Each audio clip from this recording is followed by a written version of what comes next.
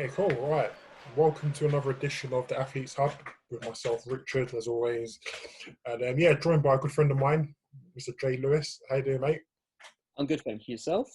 Yeah, not bad. Not bad, thanks. Not bad. Thanks for coming on today. I know I've been trying to, get you on for a long time, but it's been a bit tricky trying to find, the right schedule, hasn't it?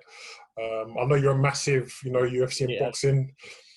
I know you're a massive boxing and UFC enthusiast. However, today I thought I'd get you on and we'll talk about Man United season that's just gone past, 2019, 2020.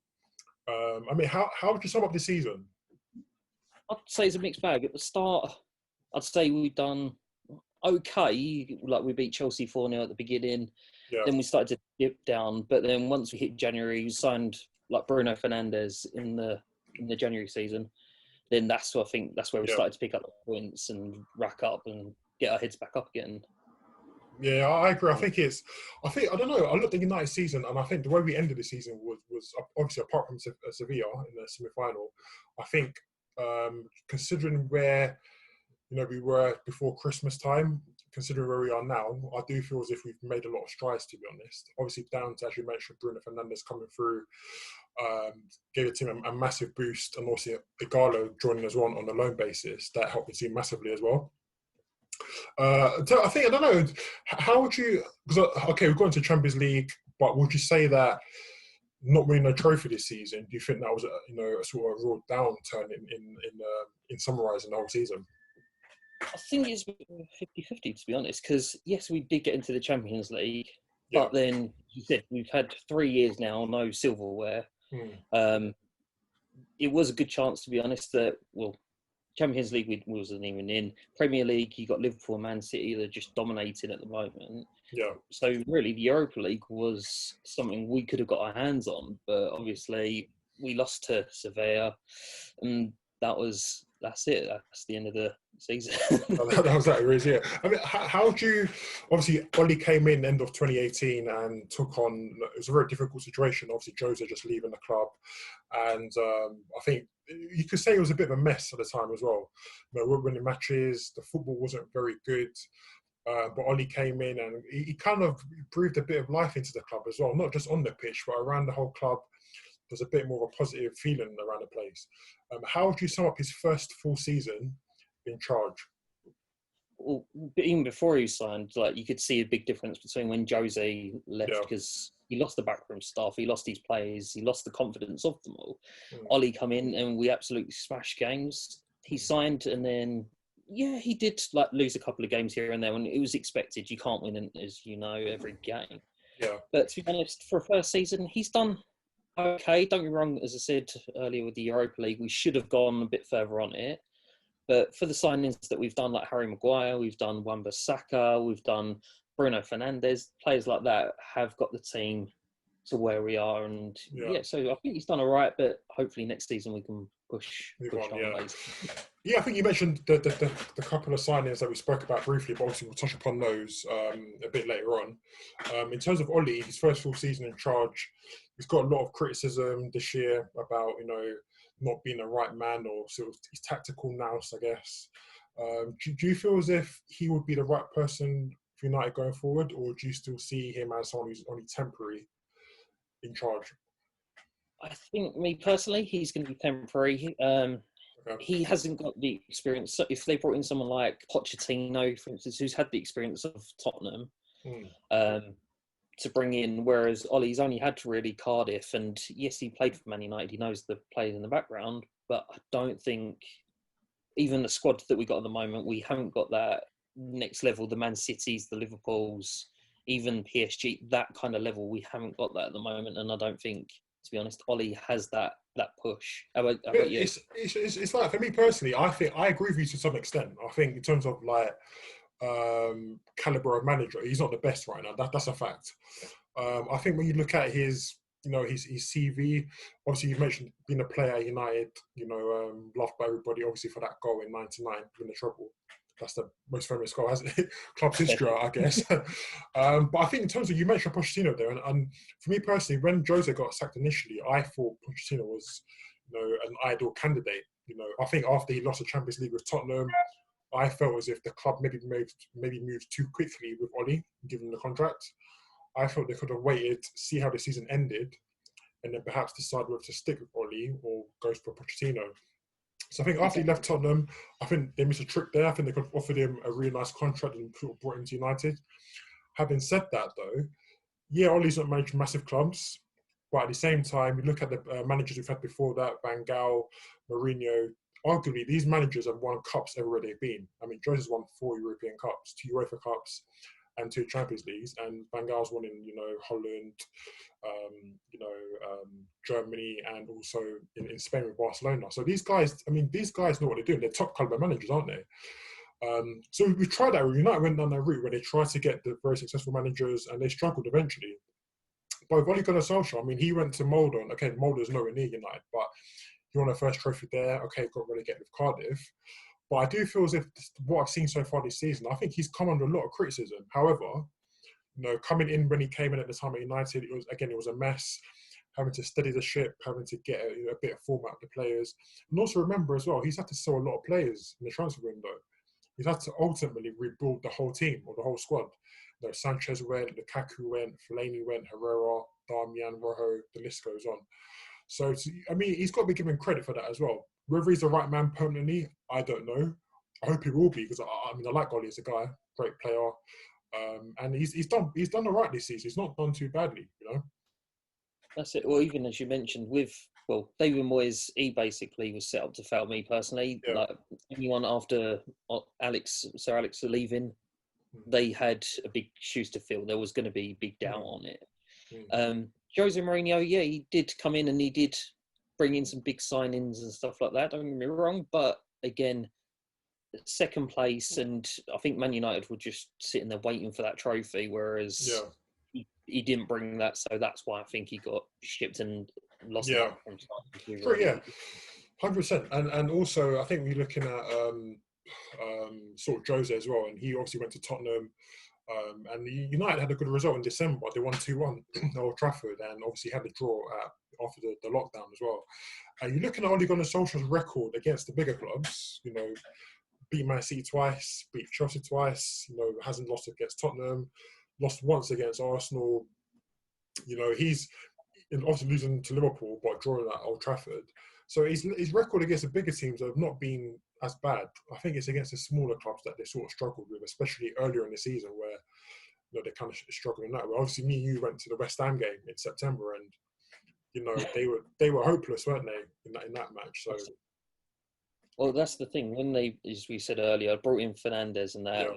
I think Man United were a 4th at the time, but like 8 points behind Chelsea to finish 3rd.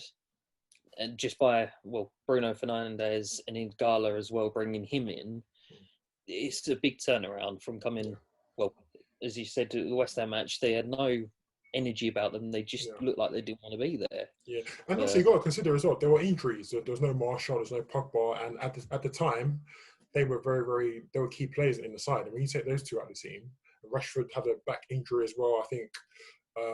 Sort of earlier in this year, he had a bit of a back problem where he couldn't play for a long time until after lockdown. So United have had injuries this year, and I think people sometimes overlook that. I think any team, you take out the best players, they're going to struggle as well there. But I think in terms of Bruno, as you mentioned before, I think the United's form after lockdown, it wasn't just about Bruno. In my opinion, I thought you look at players like Luke Shaw, who did really, really well before he got injured. Harry Maguire, people have, the debates over him. Obviously, Fernandes has come in and changed it around. Mason Greenwood's been a massive player for United. Martial scored 25, 26 goals this year. So it's not been too bad, has it? Exactly. Also, I read earlier that Ole has got the same record now as Sir Matt Busby, bringing the amount of young players that he's brought into the first team football. You look at Brandon Williams, you got Mason Greenwood, you got Chong, you got Angel Gomez. I know obviously he's leaving the club as well now, but still he's brought all these young players in and they are stepping up to the plate. Do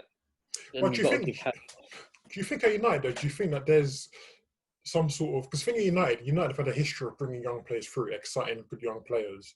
But fans still call for, sort of Jadon Sancho's been in the news recently and just really big signings. So how do you see sort of like the mix of the youth players and also buying established, ready to go superstars? See, I think it's 50-50. It depends on the manager, to be honest, because look at, Jose Mourinho, he had players like Zlatan Ibrahimovic. Van Gaal brought in Angel Di Maria. They've come in, even Depay, who's playing out of his skin at the moment in Lyon. But when they come to Man United, there was a bit of a, I don't know, was it first year nerves or what? We don't obviously know. But you bring in Mason Greenwood, you bring in players like that, in Brandon Williams at left back. I know he's not going up and scoring goals, but he's got that desire. He wants to play. And at some points, even Angel Di Maria, I know when he got that red card, it just looked like he just didn't want to be on the pitch in the FA Cup match. Mm-hmm. And it's just, that's what I think that Man United were missing at the time, was that drive, that desire that Mason Greenwood, even Brandon Williams, as I say, are bringing into that club and bringing up that.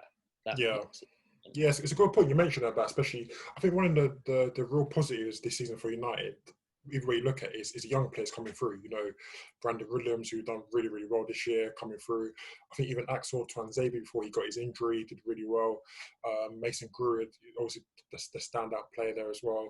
So United have had some, they've got some really good young players coming through. And I understand fans want, because it's like with fans, they want to have both things. They want to have really good signings, expensive signings, but at the same time, we've got young players coming through. But are you patient enough to really accept that they're going to make mistakes? They need time to learn. As Ole said as well, it's a young team we've got here. They're going to have time to learn. But as fans, at United, there's not much time to learn as well. You have to sort of hit the ground running. You have to be able to win matches. You have to be able to perform on the big stage there. And I think that's why I feel as if going forward now, squad depth is a massive thing. As you mentioned, securing Champions League, that was a big thing for United. And now we need a squad that's really going to challenge for, not just the Premier League, or to get in top four again perhaps, but this time playing in the Champions League against better quality opposition and also domestic cups there as well. Apart from Jadon Sancho, is there anyone else currently in the market that you feel, if United can get this player, then we can really challenge the likes of City and Liverpool next season? Yeah, I'd say there's two players that could, I know it's not the first starters, but could sit on the bench that could help the squad, would be James Rodriguez. Okay. To help if Pogba does get injured or something along those kind of lines. And even Mario Götze as well. He would be an absolute crack of a deal at the moment. I think he's going for free at the moment. Even Edison Cavani, another striker to bring on. He's got the experience. But all these players, I know they're getting up on their age and that, but when you've got people like Mason Greenwood that are looking up to someone like Rashford, who's only in their 20s, you need that experienced player to look up to, like, Thierry Henry did with Van Persie when he come through. That he needed that person to look up to. Obviously, then Thierry Henry went off to Barcelona, but you still need that experience in the squad. And I think, again, I know Harry Maguire has been brought in to be the captain, but Koulibaly, put him at the back, or even, I know we've got him at the moment, Scott McTominay as well, put him at centre-back. That might be actually a deadly partnership. We've got the players. It's just building up that rotation. Yeah, I think you mentioned about James Rodriguez and Götze, who are Cavani going in the free as well. I mean, that's a good shot. I think these quality players played in the Champions League, played at big clubs like Munich, Dortmund, and obviously at PSG. But I think the only thing I would say is that we've tried to get. I remember when Falcao came in 2014, and he was just lost. Like, he had an injury, and he just was not the same player. And we've tried to go down the route of trying to get the South American players to come through, even big European names. And as you mentioned, they just didn't work out, whether it's Depay, whether it's Maria, Falcao, Schweinsteiger as well in 2015. They brought him in and it just didn't really work out there. So I agree in terms of those signings could be a really big boost, especially on the free for United. But at the same time, we've been compared or linked to Jack Grealish, James Maddison as well, who are young English and also have played in the Premier League. So some might argue that they might be a better fit to sort of deal with the current, or playing the current team at the moment. Another good player. Yeah. that you could join in that English side of it. I know he's not exactly English, but Aaron Ramsey as well. Bring him back. He's not getting the play time out in Juventus. Do you think he would come to United after his links with Arsenal? This is the thing. I know he's had the links with Arsenal, but if he's getting guaranteed game time, then if United come knocking, like even with the history that we've got, really barely anyone could turn us down. The only other teams that could really push us out is City, and at the moment, obviously Liverpool, because they've just won the title, want to keep up there. But really, I think we still got that physicality behind us. I think wages as well. The fact we're playing Champions League football next season. Those are two big things. You know, even United, when they went in the Champions League, they could still match wages. They could still, just because of the name and the brand and the global presence, they could still attract players that way. Whereas with now, there's a young, exciting team being built at the moment in the Champions League, and the club have money, even though going through a pandemic. But the club, if they really have to, they can always still fork out cash to secure players. But I think this, going forward, that's going to be really interesting to see who comes in at United. How would you rate the signings that he's made this season? Obviously, you mentioned Maguire, Wan-Bissaka, Dan James, and Igalo and Bruno came later in the season. But how would you rate Wan-Bissaka's first season at United? Wan-Bissaka, I think he's, well, as we've already mentioned, there's three outstanding players, and he's got to be one of them. The right-back position, we didn't have anyone. We had Darmian, we had Dalot as well, brought in by Jose, but I think even Valencia played there for a bit as well. He did, and then obviously he got shipped out, from the club, yeah. So we needed that right back for replacement, and for being one, as you said, English player being brought in, and two, the age that he is, he's done an absolutely fantastic season. I know, obviously, I'd say the whole back four is the problem for the Sevilla game. But other than that, he was a really good signing, to be honest. I think you mentioned as well, I think actually you're right, the right back position at United, I think even since Rafael left, when Rafael de Silva left in 2015, Darmian was also brought in to replace him, but he just didn't quite fit the bill at United. And then Valencia came in at right back, Ashley Young came in as well, and then obviously Dalot came in for a bit as well. So Wan-Bissaka does look like he's nailed down that position now. There's been a lot of talk of him, his defensive capabilities. I think he's won the most tackles this season in the Premier League.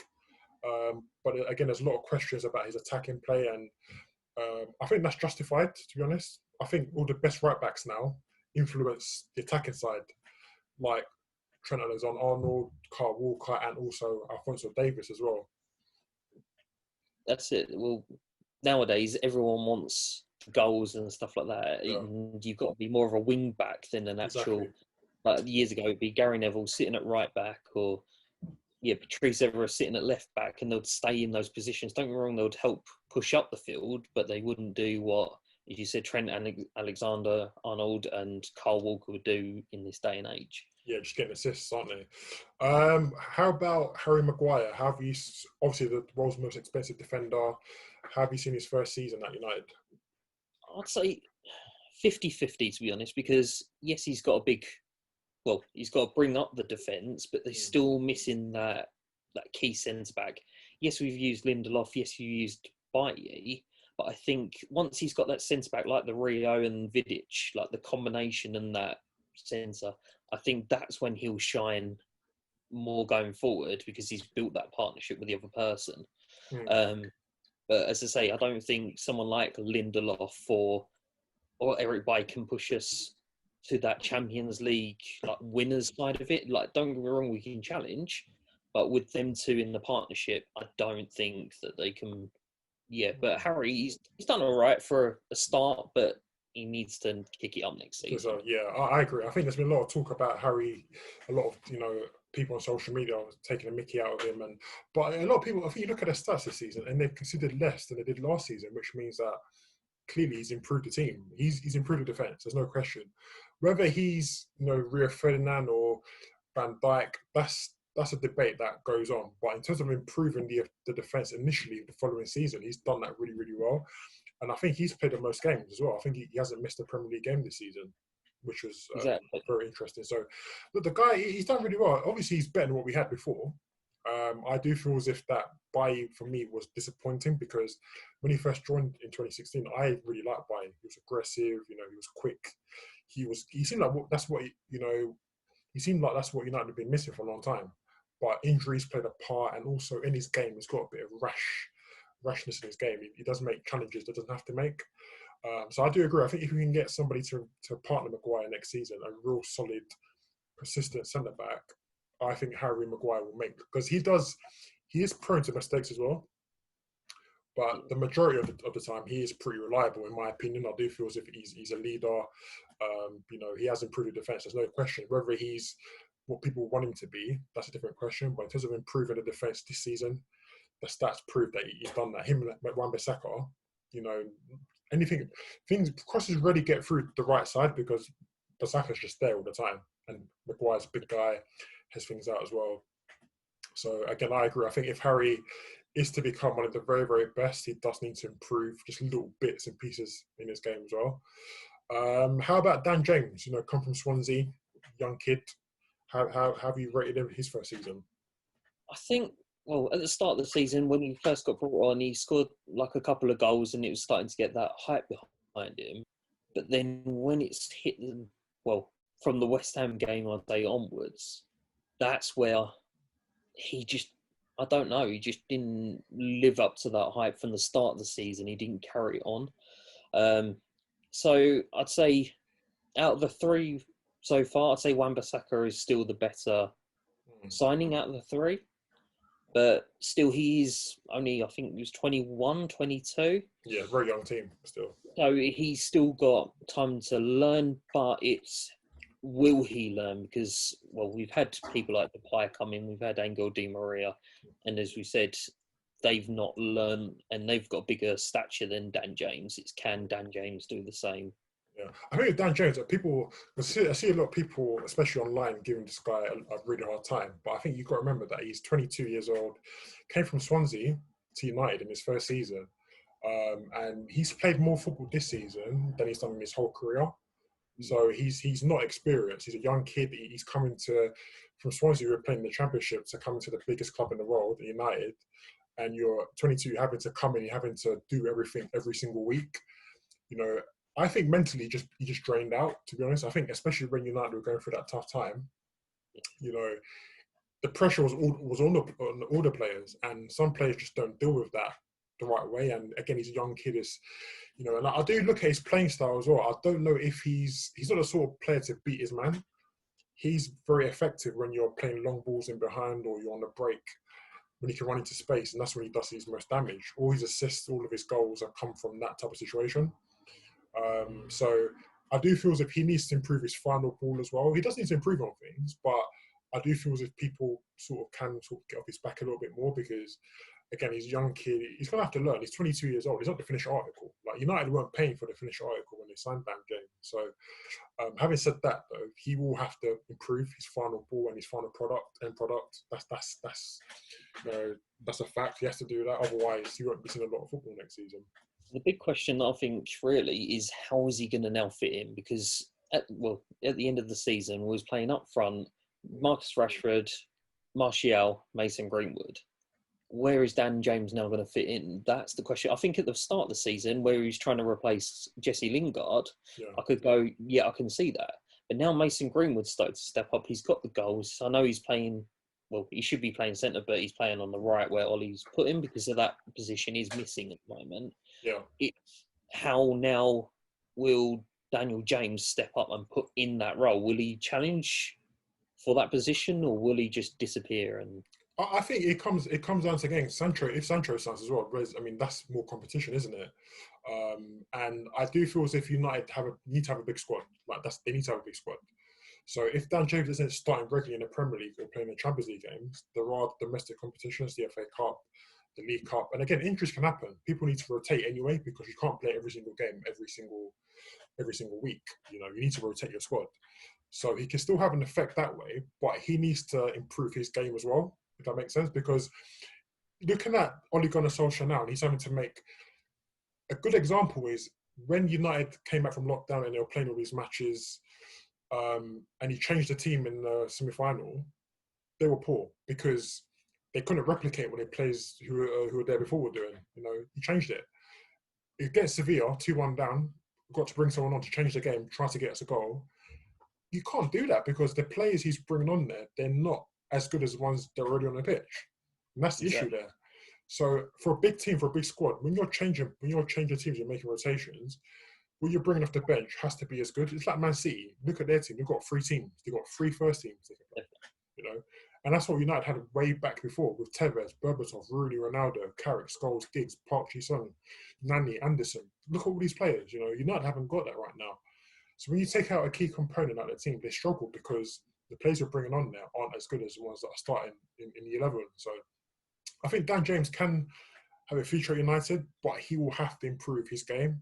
Again, don't be as predictable, improve your final ball, and just be consistent, really. Because there'll be chances next season because you're playing 4 competitions, but it just comes down to players taking their chance, to be honest. Player who, this is what I really want to ask you, is one player in particular. I know obviously he was an ex-Liverpool player, is Philip Coutinho. Yeah. Do you think he could fit in with Man United if you're saying hitting the Champions League now and that rotation of it? The way that he played against Barca the other day, he come on, got an assist and got a goal. Do you think someone like that, he would come over to Man United, or do you think... I think Liverpool connections, I think he's loved it. I just don't think he would come, to be honest. I think you'd probably say that there's better clubs in Europe than United, to be honest.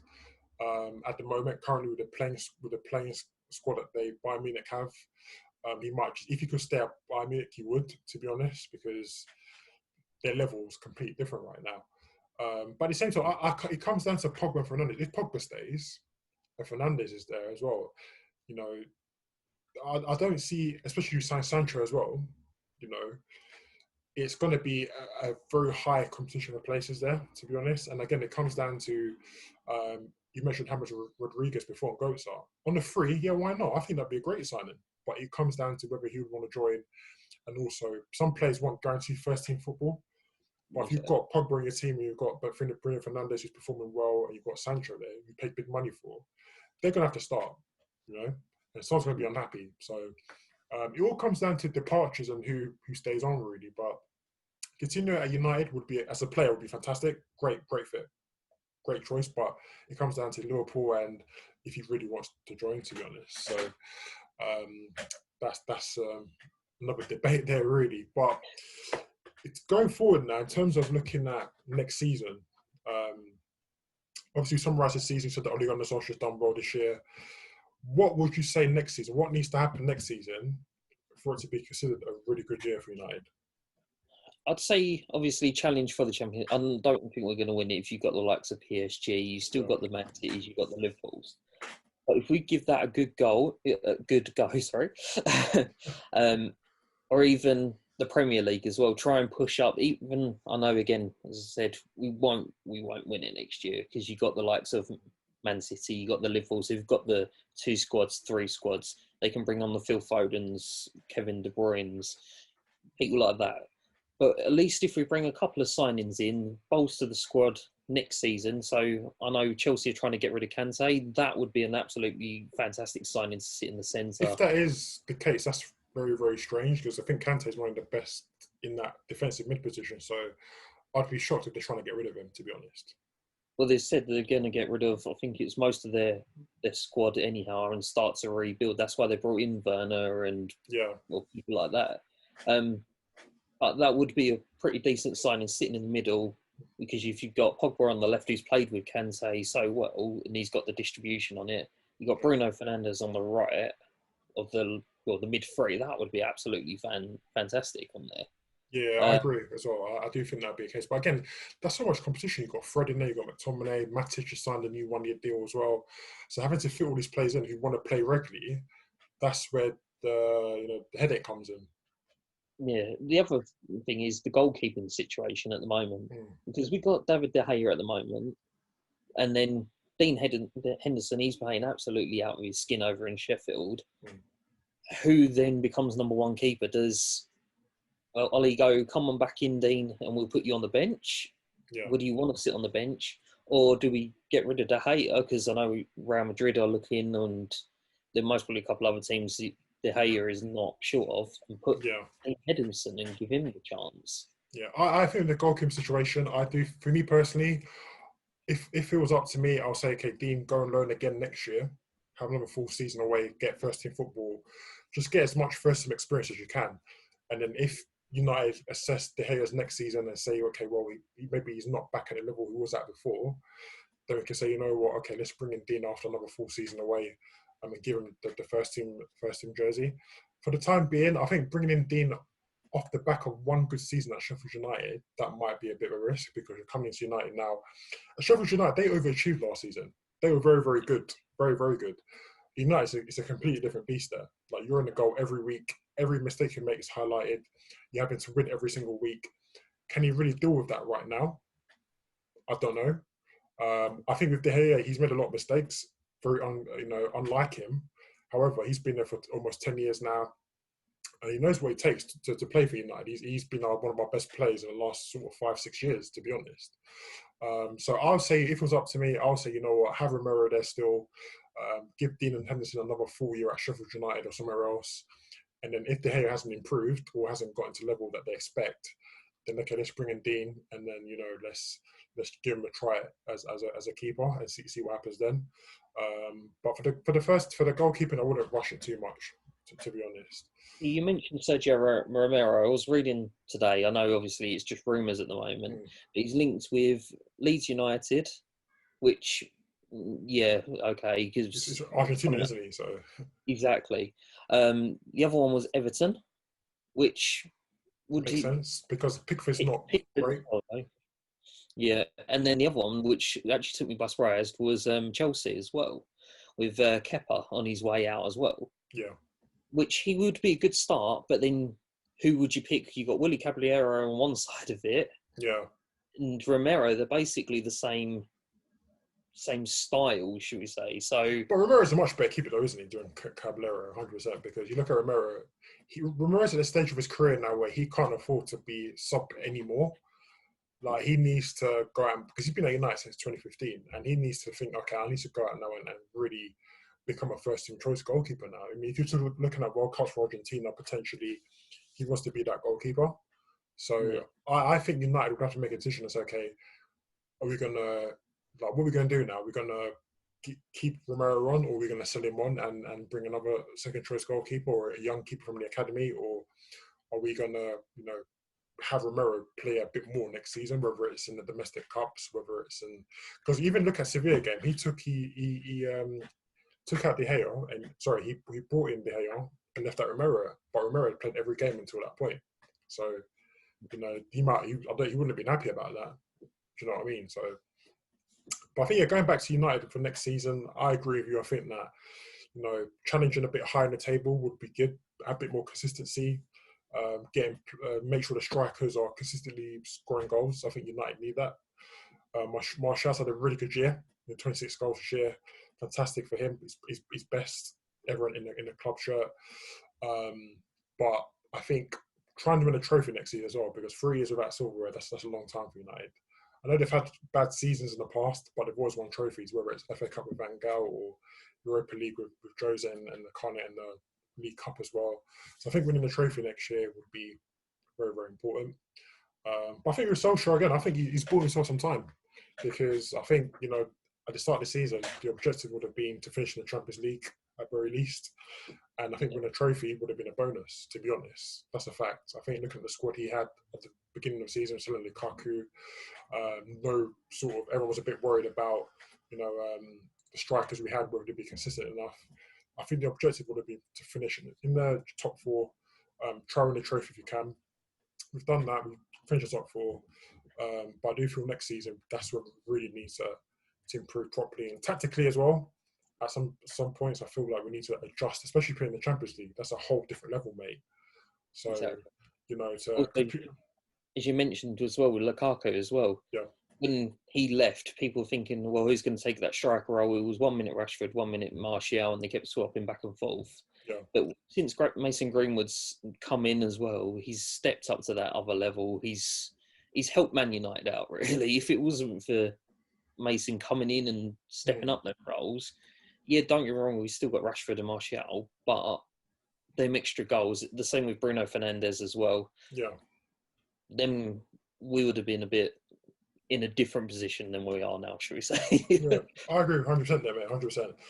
Okay, cool. So, listen, it's been a good chat today, Jay. I think to wrap up, I should say, if you had to pick one player as a standout player this season, who would that be?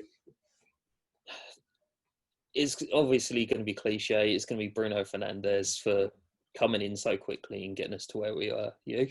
Yeah, I think I agree with you. I think, you know what, I had a few in mind. I had Mason Greenwood for the start for the impact he's had so far coming through the first team. Also had down Martial for his amount of goals this year as well. I think even Rashford did really well at stages in the season where he looked like he was becoming the player we all wanted him to become. But he also had an injury and became inconsistent after lockdown as well. But I think I agree the standout player has to be Bruno Fernandes. I think when you come in January, in the middle of the season, and you take on that responsibility and you win your team matches, you know, that shows that this guy is a real talisman now for United. And he's like my clear, you know, I think maybe Wan-Bissaka, I don't know, maybe Wan-Bissaka, maybe. But well, from Bruno coming in from Sporting Lisbon, it wasn't like a PSG, it wasn't a Lyon, it wasn't that high caliber. It was Sporting Lisbon, and coming in and doing what he's done. Well, the other name I'd say to bring up is Brandon Williams as well. That left back position, Luke Shaw coming in and out. Yeah. Brandon Williams, he stepped up to the plate as well. And yeah, hats off to him as well. Yeah, great stuff. I mean, Luke Shaw did really well post lockdown until he got injured, which is a shame for him because he just can't seem to avoid injuries right now, to be honest. But yeah, look, I think United, there's positive, you know, there's a positive vibe there now. We just got to sort of find the right pieces in the puzzle now, back Holly in the transfer market, and just get the players a bit more consistency there, and add a bit more squad depth. And I do feel as if we can challenge, you know, for cups next season, 100%, and at least finish third in the Premier League. But again, as you said, everyone's going to get stronger, so you know, we'll have to see how it goes, man. But listen, Jay, it's been really good chatting to you today. Thanks for coming on. Thanks for having me on. I really appreciate that. And I think after lockdown, we can definitely go to some matches again, hopefully. Fingers crossed. That's it, mate. That's it. But yeah, and again, cheers, mate. Nice one. Thanks. Speak soon, mate. Bye. Take care.